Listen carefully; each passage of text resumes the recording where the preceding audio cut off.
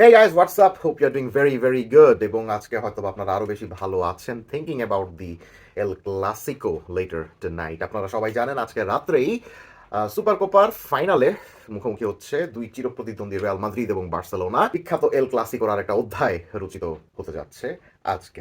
So এই ম্যাচের video নিয়ে, এই ম্যাচের প্রিভিউ নিয়ে অনেকেই আমাকে জিজ্ঞাসা করেছেন যে আমি এই ম্যাচটার ভিডিও করব কিনা, এই ম্যাচটার প্রিভিউ নিয়ে ভিডিও করব কিনা। আমি সাধারণত ম্যাচ প্রিভিউ করি না, but again this is special, Real Madrid and Barcelona. A lot of people has asked me to do it, so here it is. আজকে এই ভিডিওতে ডিসকাস করব যে বার্সেলোনার সম্ভাব্য একাদশ কি হতে পারে এবং রিয়াল মাদ্রিদের সম্ভাব্য একাদশ কি হতে পারে, এবং বার্সেলোনার সম্ভাব্য একাদশের মধ্যে তাদের সম্ভাব্য কৌশল বা ট্যাকটিক্স কি থাকতে পারে, and same will be applied for Real Madrid as well. So let's have a discussion.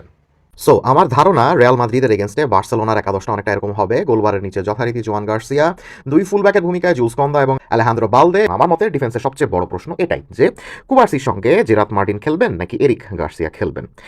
Gerard Martin যেহেতু অ্যাথলেটিক বিলবাওয়ের বিপক্ষে সেমিফাইনালে স্টার্ট করেনি, তাই বলা যেতে পারে যে তারই ফাইনালে স্টার্ট করার সম্ভাবনা সবচাইতে বেশি। তাই বলে এরিক যে বেঞ্চে বসে থাকবেন ব্যাপারটা সেরকম নয়, অন্তত আমার কাছে সেটা মনে হচ্ছে না। হান্সি ফ্লিকের বিখ্যাত 4-2-3-1 এরকম ছকে পেদ্রির পার্টনার হিসাবে আমার কাছে মনে হচ্ছে যে ফ্র্যাঙ্কি ডিয়ং নন, বরং এরিক গার্সিয়ারই থাকার সম্ভাবনা সবচাইতে বেশি, এবং তারই থাকাটা উচিত তার ডিফেন্সিভ অ্যাবিলিটি এবং পজিশনিংয়ের জন্য। বল পজিশনে থাকলে ফ্রেঙ্কি ডিয়ং দলকে অনেক বেশি সাহায্য করেন, এটা যেমন ট্রু। বল পায়ে না থাকলে পেদ্রির পাশে একদম অদৃশ্যও হয়ে যান কখনো কখনো। এখন এদুয়ার্দো কামাভিঙ্গার বল ক্যারিং, জুড বেলিংহামের কার্যকরী বক্স ক্রাশিং, আর এমবাপ্পে ভিনিসিউসদের বিদ্যুৎ গতির ট্রানজিশনের সামনে অফ দ্য বল সিচুয়েশনে পেদ্রির পাশে ডিয়ং যদি হারিয়ে যান তাহলে বড্ড ঝামেলায় পড়বে বার্সেলোনা। তাই আমার কাছে মনে হয় যে পেদ্রির পাশে এরিক গার্সিয়ারই থাকার সবচেয়ে বেশি দরকার, বিকজ একটু আগে যে জিনিসটা বললাম, of his defensive solidity and positioning. আগে তার পজিশনিং এবং ডিফেন্সিভ সলিডিটি নিয়ে অনেক প্রশ্ন থাকলেও এই সিজনে তিনি বেশ ভালো খেলছেন। আগে কিন্তু এত ভালো খেলতেন না, বাট এই সিজনে তিনি বেশ ভালো খেলছেন এ সকল ক্ষেত্রে। কারণ ফরওয়ার্ড লাইনের কি অবস্থা? ফরওয়ার্ড লাইনে ফেরান টরেস খেলবেন নাকি মেইন স্ট্রাইকারের ভূমিকাতে রবার্ট লেভানডস্কি খেলবেন, এটা নিয়েও কিন্তু একটা প্রশ্ন রয়েই যায়। তবে আমার কাছে যেটা মনে হচ্ছে ফরওয়ার্ডে মেইন স্ট্রাইকারের ভূমিকাতে ফেরান টরেসই খেলবেন, লেভানডস্কিকে হয়তোবা সেকেন্ড হাফে নামানো হতে পারে। এখন ফরওয়ার্ড লাইনে ফেরান টরেসের পেছনে লামিন ইয়ামাল, ফার্মিন লোপেজ এবং রাফিনিয়া, এই তিনজনই শুরু করবেন খুব সম্ভবত। সেক্ষেত্রে রিয়াল মাদ্রিদ চাইবে আগের ক্লাসিকোর মতো কামাভিঙ্গাকে লেফট মিডফিল্ডে খেলাতে। আপনাদের নিশ্চয়ই মনে আছে গত এল ক্লাসিকোতে এদুয়ার্দো কামাভিঙ্গা, যিনি কিনা একজন ডিফেন্সিভ মিডফিল্ডার বা সেন্ট্রাল মিডফিল্ডার, তাকে অনেকটা লেফট মিডফিল্ডার বা লেফট উইঙ্গারের ভূমিকাতে খেলিয়েছিলেন শাবি আলোনসো। কেন খেলিয়েছিলেন? Because of this person.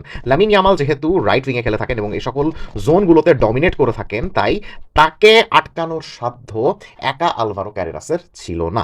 Alvaro ক্যারেরাসের সঙ্গে তাই এদুয়ার্দো কামাভিঙ্গাকে এ সকল জোনগুলোতে রাখা হয়েছিল যাতে লামিন ইয়ামাল মোটামুটি নিষ্ক্রিয় থাকতে পারেন। সো অনুমান করছি এই ম্যাচেও অনেকটা ওরকমই থাকবে।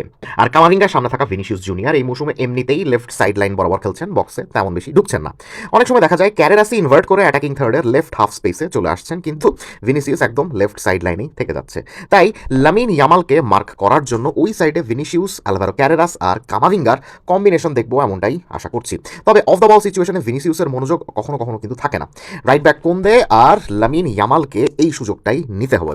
সেমিফাইনালে অ্যাটলেটিকো মাদ্রিদের গিলিয়ানো সিমিওনে যেভাবে নিয়েছিলেন আর কি, ভিনিসিয়াসের অমনোযোগী থাকার সুযোগ নিয়ে রাইট উইং থেকে বক্সে গিলিয়ানো সিমিওনে একটা ক্রস দেন, সেখান থেকে হেড করে গোল করেন আলেকজান্ডার সরলভ।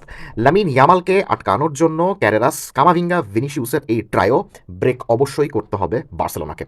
আর সেটার জন্য কুন্দে আর ইয়ামালের সঙ্গে এই ফার্মিন লোপেসকেও এই ধরনের জোনগুলোতে চলে আসতে হবে।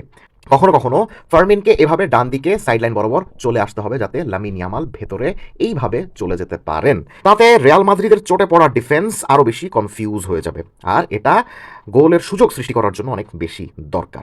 রিয়ালের সেন্ট্রাল ডিফেন্সে রুডিগার আসেনসিও আর ডিন হয়সেনের মধ্যে দুজন থাকবেন, এটা নিশ্চিত। হয়সেন বাদে বাকি দুজনের কেউই প্রেসারে বল রিলিজ করার জন্য তেমন বিখ্যাত নন। একই কথা বলা যায় গোলকিপার থিবো কর্তোয়ার জন্য। এমন অবস্থায় নিজেদের আক্রমণ ভাগ যেন শুরু থেকেই প্রেস করতে পারে, এটা নিশ্চিত করতে হবে বার্সেলোনাকে, এবং সেটার জন্য ফার্মিন ইয়ামালের এসব মুভমেন্ট অনেক বেশি দরকারি। ফেরান টরেসের নিচে নেমে এসে লামিন ইয়ামাল এবং ফার্মিন লোপেজের সঙ্গে 1-2 কম্বিনেশনটা করা অনেক বেশি জরুরি, এবং সবচেয়ে বেশি জরুরি রাফিনিয়ার এ সকল জোনগুলোতে প্রেস করা। এখন আসা যাক রিয়াল মাদ্রিদের ব্যাপারে। আমার কাছে মনে হচ্ছে যে সকল চোট বিবেচনা করে এবং সকল খেলোয়াড়দের অ্যাভেলেবিলিটির কথা চিন্তা করে আমার কাছে মনে হচ্ছে যে এই একাদশটা নিয়েই রিয়াল মাদ্রিদ এই ম্যাচে নামতে পারে, যেখানে গোলকিপারের জায়গায় থাকবেন জহরেদি থিবো কর্তোয়া, রাইট ব্যাকে থাকবেন ফেদেরিকো ভালভার্দে, ডিফেন্সে গত ম্যাচের মতো এই ম্যাচেও রাউল এসেন্সিও থাকবেন এবং এসেন্সিওর সঙ্গীর জায়গাতে আমার কাছে মনে হয় না আন্তোনিও রুডিগার থাকবেন, বিকজ সেমিফাইনালে তিনি চোটে পড়েছেন এবং খুব সম্ভবত সেরকম ট্রেনিং সেশনেও অংশ নিচ্ছেন না, এবং তার জায়গাতেই আমার কাছে মনে হয় যে ডিন হয়সেনকে অবশ্যই থাকতে হবে। ট্রেন্ট আলেকজান্ডার-আর্নল্ড আর এদের মিলিতাও যেহেতু চোটের কারণে খেলতে পারবেন না, তাই রিয়ালের একাদশের সবচেয়ে বড় প্রশ্ন দুই সাবজেক্টে। ডিফেন্সে ডিন হয়সেন খেলবেন কিনা, আর ফরওয়ার্ড হিসাবে গার্সিয়া খেলবেন নাকি কিলিয়ান এমবাপ্পে খেলবেন। হান্সি ফ্লিকের দুর্দান্ত কাউন্টার প্রেসিং ফরওয়ার্ড লাইনের বিপক্ষে রিয়ালের ডিফেন্সে এমন মানুষ দরকার যে কিনা ফার্স্ট ফেজে সেই প্রেশার হজম করে বল বের করে নিয়ে আসতে পারে, সকল জোনগুলো থেকে যে কিনা বল বের করে নিয়ে আসতে পারে। আর এই কাজ করার জন্য হলেও ডিন হয়সেনের খেলা অত্যন্ত জরুরি। গত ম্যাচে খেলতে না পারলেও বেঞ্চে ছিলেন, ফাইনালের আগে প্র্যাকটিসও করছেন। গত ম্যাচে চোটে পড়া রুডিগার এই ম্যাচে খেলবেন না, এটা মোটামুটি নিশ্চিত। সেক্ষেত্রে হয়সেনকে এই ম্যাচে মূল একাদশে থাকতেই হবে। ফার্স্ট ফেজে বার্সেলোনার ফ্রন্ট ফোরের প্রেশার অ্যাবজর্ব করে বল বের করে আনার জন্য আরেকজনকে অলরাউন্ডারের ভূমিকা পালন করতে হবে, and that is Eduardo Camavinga. নিজেদের রক্ষণের একটু ওপরে বাঁদিকে ইয়ামালের মুভমেন্ট ট্র্যাক করার পাশাপাশি তাই তাকে নিচে সকল জোনগুলোতে নেমে এসে বল বের করে আনার কাজটা করতে হবে, প্রেশার রিলিজ করার কাজটা করতে হবে। আমরা জানি রিয়াল মাদ্রিদ সম্প্রতি তাদের পায়ে যখন বল থাকছে তখন তারা এভাবে দুই ফুল ব্যাককে সামনে পাঠিয়ে দিচ্ছে, দুই ডিফেন্ডার স্প্লিট করছে, চুয়ামেনি নেমে যাচ্ছেন। সো চুয়ামেনি নেমে গেলেও অনেক সময় দেখা যায় যে বল সেভাবে বের করতে পারে না রিয়াল মাদ্রিদ। অ্যান্ড প্রতিপক্ষ যেহেতু বার্সেলোনা, এবং বার্সেলোনার অ্যাটাকিং থার্ডে থাকা খেলোয়াড়রা যেহেতু দুর্দান্ত প্রেস করতে পারেন, তাই সেক্ষেত্রে চুয়ামেনিকে সাহায্য করার জন্য সবচেয়ে বেশি ভূমিকাটা পালন করতে হবে কামাভিঙ্গাকে, বিকজ প্রেস রেজিস্ট্যান্ট এই মিডফিল্ডার এই সকল জোনগুলো থেকে বল ক্যারিংয়ের মাধ্যমে রিয়াল মাদ্রিদকে ট্রানজিশনের সুযোগ সৃষ্টি করে দিতে পারেন। মেইন একাদশে যদি কিলিয়ান এমবাপ্পে থাকেন তাহলে এই ফার্স্ট ফেজের প্রেশার ভেদ করে বের হওয়ার কাজটা আরও বেশি ভালোভাবে করতে হবে রিয়াল মাদ্রিদকে, বিকজ এমবাপ্পে আর ভিনিসিউস এবং রদ্রিগো এই তিনজন যদি একসাথে খেলেন, এই তিনজন একসঙ্গে খেলার অর্থ হলো কেউই বার্সেলোনার বক্সে তেমন থাকবেন না। সবাই দেখা যাবে যে এই সকল জোনগুলোতেই থাকছেন, কেউই কাজের সময় বক্সে থাকছেন না, বা বার্সার দুই সেন্টার ব্যাককে বুলি করার জন্য একদম সবার উপরে উঠে বসে থাকছেন না। যদি এমবাপ্পের জায়গায় গনজালো গার্সিয়া থাকতেন তাহলে এই সমস্যাটা কিন্তু থাকতো না। সেক্ষেত্রে থিবো কোর্তোয়া নিশ্চিন্তে বেশি লং বল পাঠাতেন উপরে উঠে থাকা গার্সিয়াকে লক্ষ্য করে, আর গার্সিয়াও হেড করে এই সকল জোনগুলোতে। এখন এখানে যেখানে আমি এমবাপ্পেকে রেখেছি, ধরেন এখানে এমবাপ্পে খেললো না, এমবাপ্পের জায়গায় থাকলো গার্সিয়া থাকলে তখন ওই বলগুলোকে হেড করে বল নামানোর পরে সেকেন্ড বল নিজের দখলে নিয়ে সরাসরি এইভাবে আক্রমণে চলে যেতেন বা ট্রানজিশনে চলে যেতেন, অনেকটা সেকেন্ড স্ট্রাইকারের মতো জুড বেলিংহাম।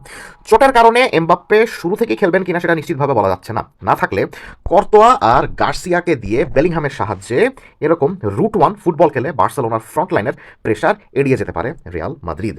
ভালভার্দে যেহেতু রাইট ব্যাকে খেলবেন, তাই বার্সেলোনার দুই সেন্ট্রাল মিডফিল্ডারকে ঘিরে ধরার জন্য কামাভিঙ্গা এবং চুয়ামেনির পাশাপাশি বেলিংহামকে ওই সকল জোনগুলোতে বেশ ভালো কার্যকরী ভূমিকা পালন করতে হবে। সবচেয়ে ভালো হয় যদি মূল একাদশে রদ্রিগো, ভিনিসিউস জুনিয়র এবং এমবাপ্পে, এখানে আমি আপাতত গার্সিয়াকে রেখেছি, ধরলাম এমবাপ্পে খেলছেন, সবচেয়ে ভালো হয় যদি মূল একাদশে রদ্রিগো, এমবাপ্পে এবং ভিনিসিউস জুনিয়রের মধ্যে দুজনকে খেলিয়ে একটা এক্সট্রা মিডফিল্ডারকে খেলানো যায়। তখন মাঝমাঠে এই সকল জোনগুলোতে কাউন্টার প্রেস করার মাধ্যমে ধরেন এই তিনজনের সঙ্গে যদি এখানেও কোনো একটা মিডফিল্ডার থাকেন, সে রদ্রিগোর জায়গায় যদি কোনো একটা মিডফিল্ডার থাকেন এক্সট্রা, তাহলে চারজন একসঙ্গে কিন্তু বার্সেলোনা দুজন সেন্ট্রাল মিডফিল্ডার পেদ্রি এবং এরিক গার্সিয়াকে প্রেস করে বল দ্রুত জোগাড় করে ফেলতে পারেন এবং দ্রুত কাউন্টারে সেভাবে উঠে যেতে পারে রিয়াল মাদ্রিদ। তবে সেই মিডফিল্ডার হিসেবে খেলার জন্য দানি সেবাউস ছাড়া তেমন কোনো মিডফিল্ডারও নেই রিয়ালের, আর দাগুলারের ফিজিক্যালিটি তেমন ভালো নয় কখনোই, তাই এই কাজটা আমার মনে হয় না তাকে দিয়ে করা সম্ভব হবে। শেষমেশ দেখা যাবে যে এই রদ্রিগোই খেলছেন। আর গত ম্যাচে সেমিফাইনালে যেহেতু অ্যাটলেটিকো মাদ্রিদের বিপক্ষে তিনি গোল করেছেন, তাই আমরা মোটামুটি বলে ফেলতে পারি যে ফাইনালে তার মূল একাদশে থাকার সম্ভাবনা মোটামুটি 100%ই বলা যায়। ভিনিসিয়াস গোল পাচ্ছেন না, এটাও সত্যি কথা, তবে গোল না পেলেও নিজের পজিশনিং দিয়ে এই ম্যাচে বেশ ভালো ইম্প্যাক্ট রাখতে পারেন এই ব্রাজিলিয়ান উইঙ্গার।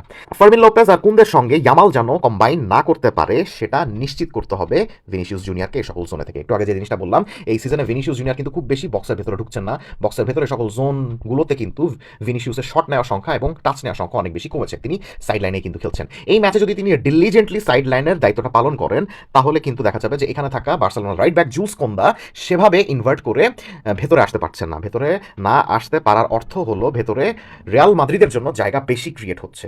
ধরেন ভিনিসিয়াস যদি সাইডে থাকে এবং কুন্দে যদি তাকে আটকানোর জন্য সাইডেই থেকে যায় সকল জোনগুলোতে, তাহলে দেখা যাবে যে কুন্দে ওভারল্যাপও করতে পারছেন না, আবার সেভাবে ইনভার্টে করতে পারছে না। সেক্ষেত্রে দেখা যেতে পারে যে কুন্দে আইসোলেটেড হয়ে গিয়েছেন। আইসোলেটেড হয়ে গেলে মাঝখানে যে সকল জায়গা ফাঁকা থাকে সেগুলোতে বল ক্যারিং এর মাধ্যমে এবং বক্স ক্রাশিং এর মাধ্যমে এবং স্পিডের মাধ্যমে দেখা যাবে এমবাপ্পে, বেলিংহাম এবং কামাভিঙ্গা দ্রুত ট্রানজিশনে উঠে গিয়ে কাউন্টার অ্যাটাকে গোল করে আসতে পারেন।